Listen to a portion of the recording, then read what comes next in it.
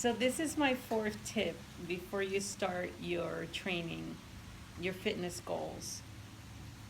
You have to place yourself in a position where you have a good trainer, a good coach, good accountability partners. You know that saying, it takes a whole village to raise a child? Well, it takes other people in our lives to do anything, especially breaking the habits that we're used to doing. I started training, seriously training, at the age of 50, and I would have that victim mindset. Well, it's my Hispanic hips, it's my age, I'm 50, is the four kids, is all the abuse, the abuse on my body because of drug addiction and clubbing and putting all this stuff in my body. I really can't get my, not true, not true. All that can be undone. And what worked for me was, at the beginning of my training, I had a wonderful accountability group. I started with Team Beachbody, and I had a support group that just totally rocked. My coach, Cassandra, was just amazing.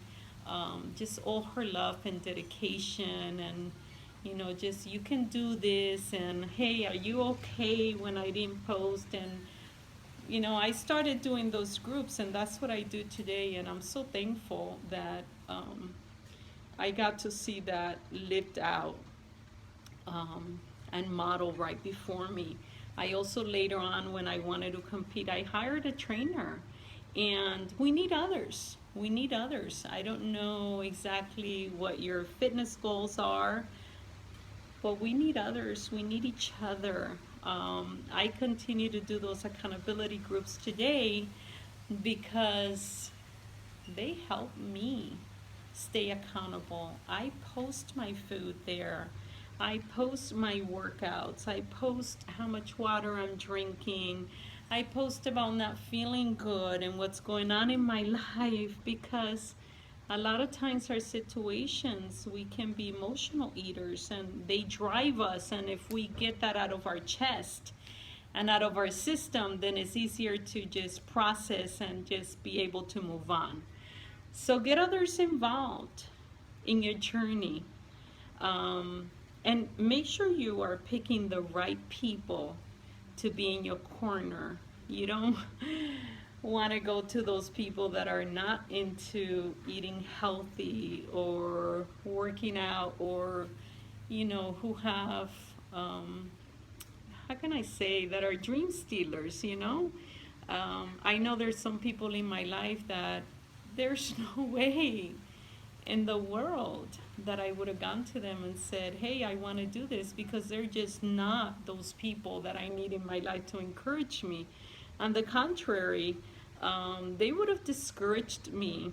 My husband shared recently with a couple that's our friends, and he said, Pastor David Nelms from Grace Fellowship, he was our pastor for many years, wonderful, godly man, and he wrote about, not he wrote about, but he preached about a message of what an encourager is. And this is the best way that my husband and I, can describe it, is taking courage and literally putting that inside someone. That's what you do when you encourage, inside them.